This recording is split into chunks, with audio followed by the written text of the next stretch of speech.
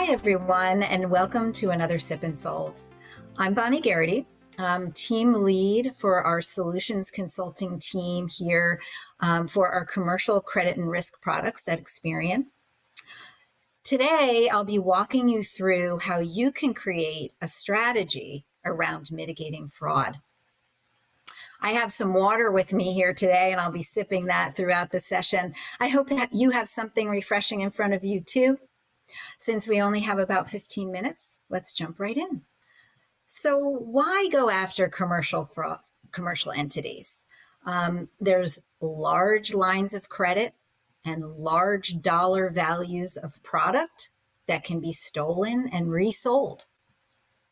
Also bust out scenarios. So where an applicant may go in, receive a large number of credit lines, get that credit and get all that product, and then repay none of them. So it could be multiple scenarios at a time.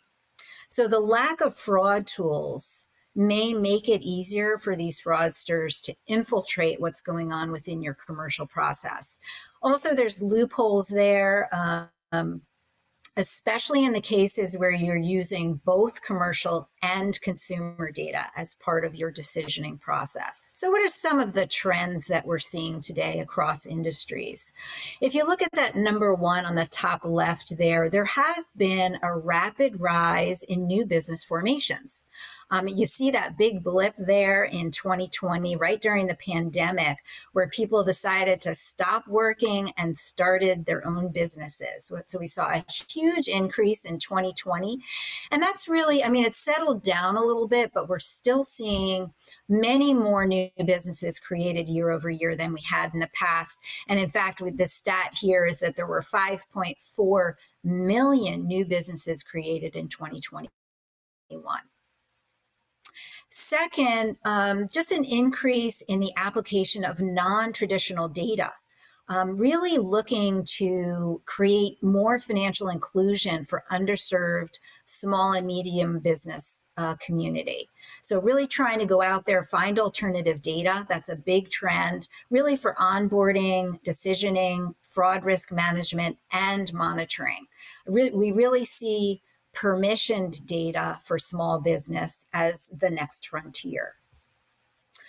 Financial crime is still rising as well, since there's a shift now to digital solutions. Folks are increasing integration and automated solutions.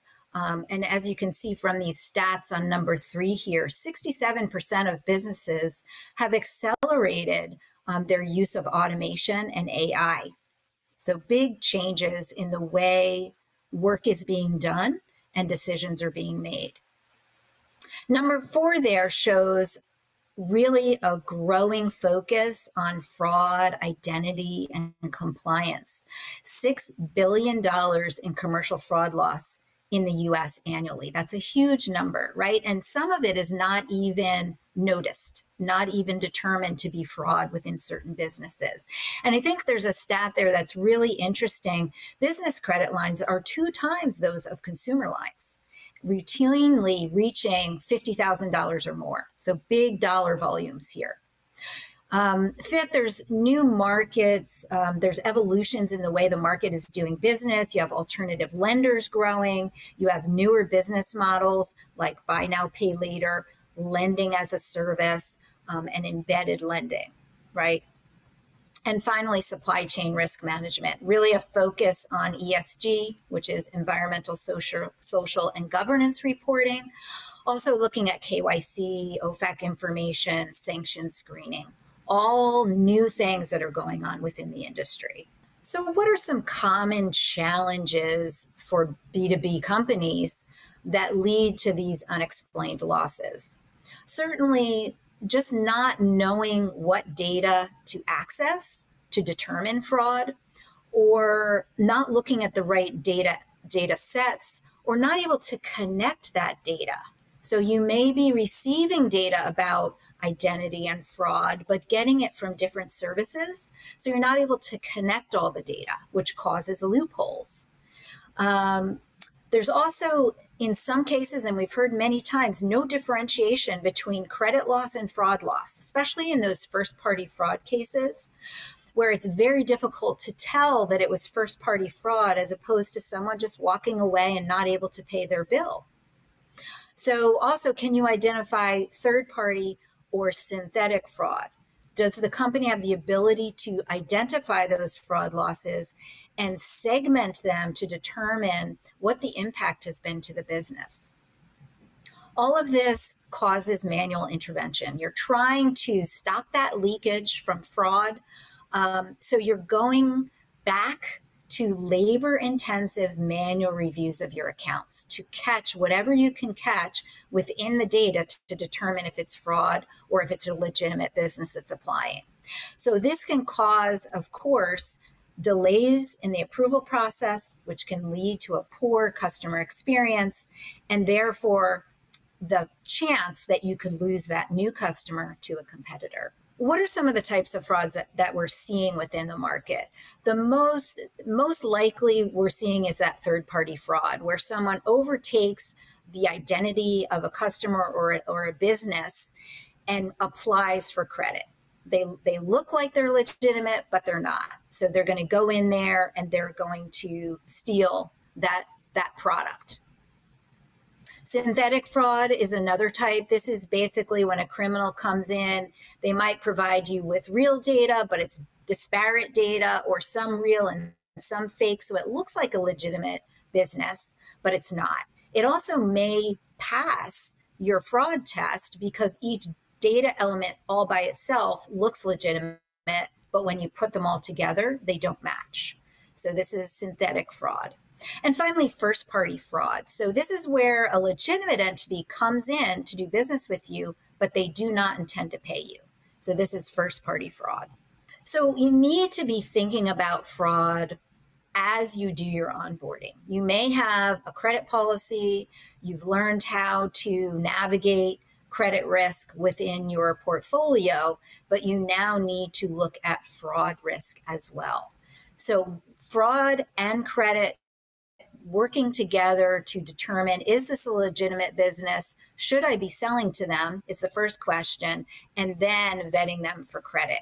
And it really should be a seamless process.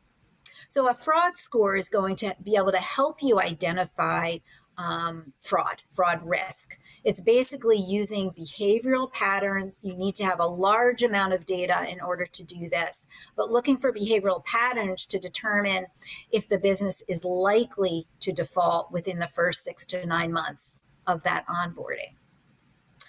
Credit risk, that one in the middle there, really answering the question, will this business pay me on time? So what is the likelihood of serious credit delinquency? And then finally, financial stability risk, business stability. Will this business pay me at all? So this is going to predict the likelihood of severe financial stress over a 24-month time frame. So these working together can help advise whether there's a fraud risk, number one, and number two, is there a credit risk? And if so, what does that credit risk look like to help you determine whether you should proceed with this particular customer? And these scores can be used in ongoing monitoring of your customers as well. In those scenarios, perhaps where your customer comes in, gives you a new shipping address, you want to make sure that that shipping address is legitimate and that you should make that update in your system. So some of the use cases that we've seen for fraud, and I think I just mentioned one, changing shipping addresses. You have your current client call you up or email you and say, hey, I want to add a new shipping address. You add it, or your customer service team adds that shipping address. You later find out that your goods were shipped to a fraudulent address. Another scenario we've seen is the drop-off of equipment or goods at a legitimate location, but the identity of the individual accepting the delivery is fraudulent, or the address isn't associated with your legitimate client. So again, another way that those fraudsters get in. And last, and very prevalent in the space is email variations. Fraudsters will use an email address that looks very similar to your applicant or your existing clients, maybe off by one letter. Very difficult for the human eye to catch, but that's going to divert your goods to the wrong location. So again, today, looking traditionally and looking at manual reviews to look for these types of items, very difficult, very time consuming, and in the case of the first party fraud, almost impossible to detect. So how do you solve for this problem? For a full rollout, you really want to focus on different layers of detection. So looking at verification of the business and the business owner, checking all of the data that's been supplied on the application to ensure that it's all legitimate and it all matches together. You also want to make sure you're looking at your regulatory obligations, OFAC, KYC, and that you're looking at any red flags there. And finally, you can do device assessment. Does this device belong to the entity that indicates that they own that device? So looking at that is going to be important as well. These can be phased in over time, doesn't have to all be done at once, but certainly we would recommend looking at a layered approach to fraud. This really helps you still do your automation. Much of this is going to pass through with flying colors. But for those fraudulent or higher risk, those are the ones where you would ask your team to look at the request manually, just like you might with your credit today. So this is really going to allow you to continue to automate your process, but you're still going to be able to mitigate fraud while still enabling a good customer experience. That's all I had for you today. Thank you for spending your time with me. Hopefully, I was able to give you a little bit more insight about Experience fraud tools. Now, let's get back to work. Would you like to gain additional insight? Why not join our private group on Facebook? You can engage our experts, access exclusive content, and chat with your peers. Just scan the QR code with your phone or go to bit.ly/sip-solve-chat.